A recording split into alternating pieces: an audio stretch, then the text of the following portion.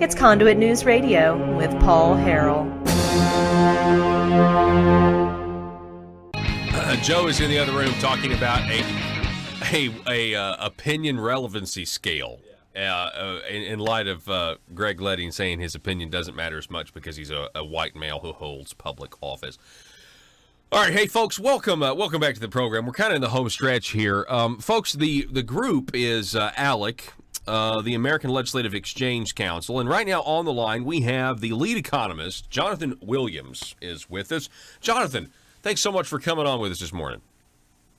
Well, thank you, and greetings from the land of make-believe here in Washington, D.C., as always. Greetings. The land of make-believe, it certainly is. Jonathan, I want to have you on this website, richstatespoorstates.org.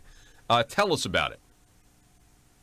So this is a project now that we've been developing for the last 12 years, and this is the 12th edition of the report. I co-author it with Ronald Reagan's economic advisor, Arthur Laffer, and President Trump's recent selection to be on the Federal Reserve Board, Stephen Moore. So we put together this report to give lawmakers in the 50 state capitals and concerned citizens all across this nation a way to measure their states in terms of economic competitiveness. And taxes are a big thing that we measure in the report, so it's very appropriate. We're talking on tax week here, but also regulations, labor policies, things that we know matter for economic growth of state to state. And also, I think importantly to mention, is all the things that we measure in our report, contrary to some of the other ways that different groups rank states, our measures are directly controlled by state lawmakers in Little Rock and other state capitals across the country. Yeah. We'll talk a little bit about that, if you don't mind. So, what are some of in your rankings? I'm sure you go through like a 1 through 50. And so what are some of the variables that get you, to number 1, for example? Sure. So there's 15 different equally weighted measures. And the fun thing about going to richstatespoorstates.org is you can actually go see all of them for Arkansas and every state across the country. And you can also go back all 12 editions to see of the 15 factors where you've gained and where you've lost. But we look at things such as tax rates, tax burdens, both income tax, sales tax, property tax, all the ways that government, both state and local, will try to go after your hard-earned dollars as taxpayers. But then we also look at things like what has the state done recently? Has it raised taxes recently? Has it lowered taxes recently? We look at things like state debt. We look at some non-tax variables and non-budget variables even, and such as the size of the government workforce is really kind of a proxy for how big government is in a state and how many employees do they have on staff for state and local governments. And then we look at some things like minimum wage laws, right-to-work status of the state, and then things like does state have something in law like Arkansas does, a supermajority requirement for tax increases, or some way to stop the ever-increasing growth of government spending. It's funny you mentioned that, and I'd like to get your opinion on this. So recently in Arkansas, they passed a tax. Well, they've raised our gas taxes. Okay, it's part of a $300+ million highway funding program.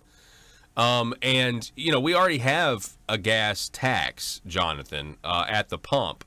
And they didn't get the 3/4 requirement to raise it. So instead, they created a new wholesale tax on the same product that's already taxed to get around the 75% threshold.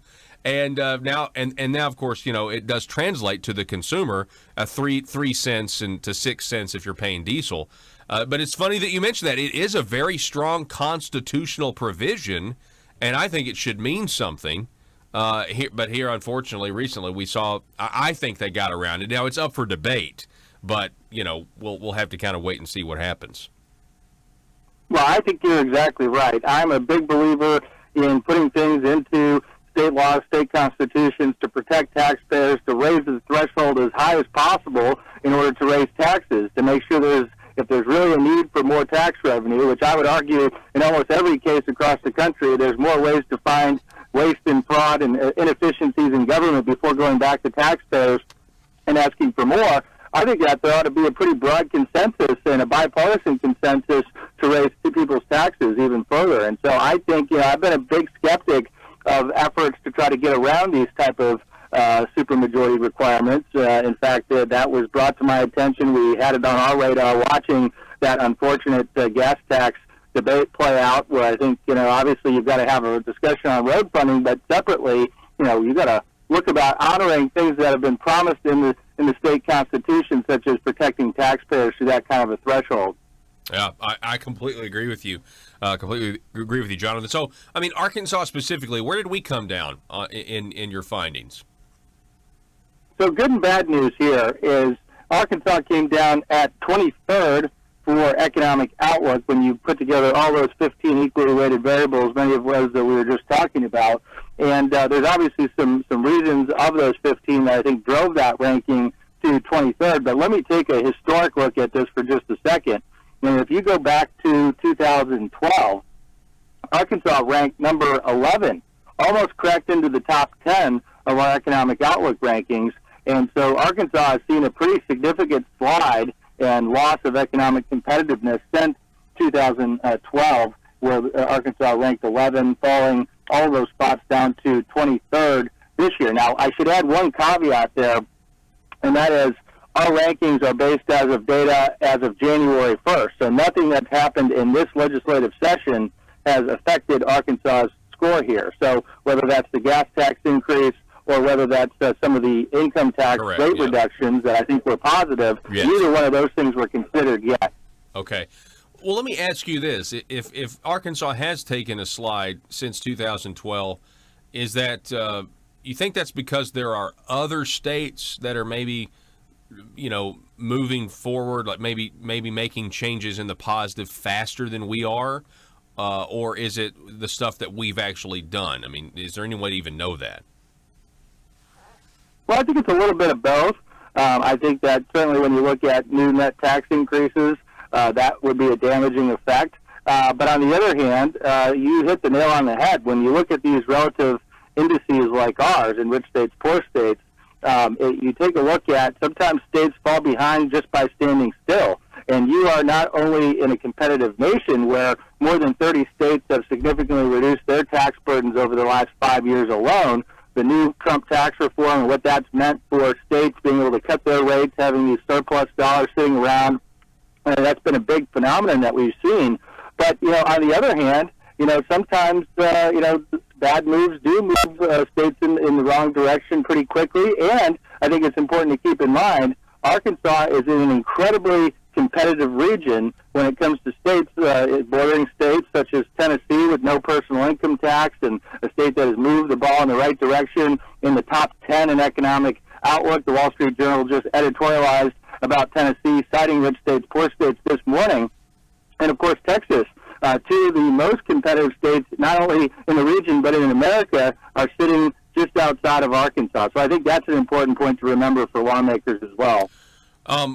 Really appreciate this report. Really appreciate this conversation. We're talking with the lead economist of ALEC, Jonathan Williams. Jonathan, can you tell me, I see here in the report, I'm looking at two numbers. I've got the economic outlook for Arkansas at 23rd.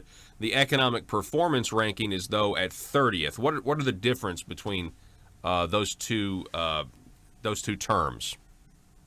Well, good question. And every year we do both of those rankings for the states. I think the more instructive ranking is the outlook ranking, which is our forecast based on the current 15 criteria that we measure in public policy, where we think that state is headed. The performance rank is also, I think, very important, although it's kind of more of a historical look at where the state has been over the past decade. So we just take the last 10 years worth of data on things like GDP growth in the state. We look at employment, job creation of the state. And then one that's very interesting that I don't know if it gets enough attention is just how much Americans are voting with their feet, as we like to say, or voting with their pocketbooks and moving from state to state. So we look at net domestic migration across states. And this takes out international immigration, this takes out birth rates or death rates. And what it focuses on is, we as economists would say, a revealed preference. Where are people wanting to go? Where are these economic opportunities? And it turns out that when we look at it on a 50-state basis, people are voting with their feet very strongly towards states that value a free market, low tax, environment, and many states that avoid personal income taxes, like Tennessee and Texas and Florida, are the largest winners nationally. Wow. So overall, who's the number one state on this list? This is an incredible story in itself. Utah has been number one for all 12 editions of Rich States, Poor States. Wow. And let me give you a quick recap of why I think that's the case. Is they have created a flat tax in Utah under Governor John Huntsman, and they got their rates down below 5% now on business and personal, so significantly lower than Arkansas's combined rates on both business and personal. They've also done a couple of very innovative things on stopping property tax increases through the assessment process, which often happens, where local governments will say, we just cut your property tax rate, but you realize your bill is actually higher than it was last year. What happened is they raised your assessment, but they are not responsible. They don't take votes a lot of times that are recorded on those type of things. Utah makes local governments take votes on property taxes. And then finally, I think this is the big one, and this is the existential financial crisis, I think, facing state and local governments across the country, and that is these massive unfunded public pension liabilities in these remaining defined benefit plans for government workers, where the private sector decades ago went to the 401k model in defined contribution. Utah has been one of the leading states at the cutting edge of transitioning public employees as new hires come in and giving them that option and getting more employees into the 401k model, which is sustainable for taxpayers and, by the way, better for government workers, these millennials coming into the workforce that want to take their assets with them as they go from job to job. Wow. That is certainly a long list of accomplishments from Utah. And I'm just looking here, like you said, top marginal personal income tax rate 4.9, top marginal corporate 4.9. And looking at the sales tax burden, let me ask you this. That's a consumption taxes. I mean, if I'm going to pay a tax personally, I would rather it be a consumption tax. But sometimes these sales taxes, they just get pretty burdensome when you start to combine the local and state. Your local sales tax, your state sales tax, and you're now at 10% or 11%, or maybe more.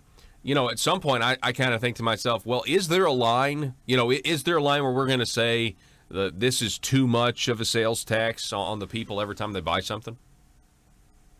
Well, it certainly is something to be concerned with, and this is why I think it's so important to always, when we're talking about taxes, keep in mind that's only one side of the equation. The other side of the equation is government spending, and if we don't keep government spending down, regardless of the type of tax that you choose, even though consumption taxes are less damaging than capital-based or income taxes at large, when you get those rates too high, like we see in a lot of cases, and you know this well, Arkansas' sales tax burden is one of the very highest in America. That's a real burden on taxpayers, and that is just something where we have to control government growth, I think, to keep whatever tax we choose, keep it in a competitive range.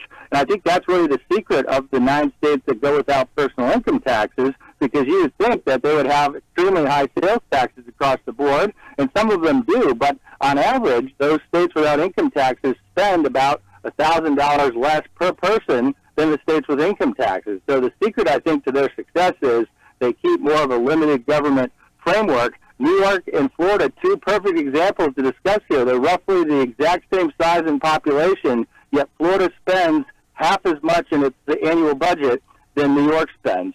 That's the secret for why Florida can afford to go without a personal income tax and why New York is stuck with the highest income taxes in America. Wow. Yeah, and I see here, you referenced Arkansas sales tax burden in your report, 47th in terms of sales tax burden in the state of Arkansas. So, yeah, it certainly is high. Folks, we're talking with Jonathan Williams. He is the lead economist for ALEC, and, of course, that stands for the American Legislative Exchange Council. Now, Jonathan, I want to ask you real quick. You mentioned at the beginning of this interview about your friend Stephen Moore. Are you excited about him going through this process? I mean, I'm excited about him being appointed on the Fed. Well, I think it's an incredibly exciting breath of fresh air that President Trump realized was needed on the Federal Reserve Board, which has become somewhat of a insider's club, unfortunately. And you see, just based on the liberal media reaction and some of those that feel threatened perhaps by new and fresh ideas coming in to threaten conventional wisdom on the Fed, these attacks that you've seen, unfortunately, against Steve since the selection was made. But I think that this selection is exactly the right time. Steve is an amazing free market economist who not only understands the national level, but understands how important the national economy is to the states and to the taxpayers across this country. And I'm very proud to have been a co-author with him over the last decade. And I look forward to with him serving America well on the Federal Reserve Board. I do too. I think the rest of the country. I mean, I think this was a great move by the president because I've always followed Stephen Moore, and when I heard that news, I was like, wow. You know, he really is, I think, surrounding himself with some of the best people at this point. Jonathan Williams, it's been a pleasure, sir. I really appreciate your work. Thank you for your research in this. It's a valuable public service to let us know where we stand, and I hope you have a fantastic day, sir. Well, thank you, sir. Look forward to being back at some point and talking about Arkansas again. Absolutely. It's richstatespoorstates.org. Go there now, and you can really have some very interesting comparisons. Really appreciate it, Jonathan. All right, take care. All right, you too, folks. We're going to take a break.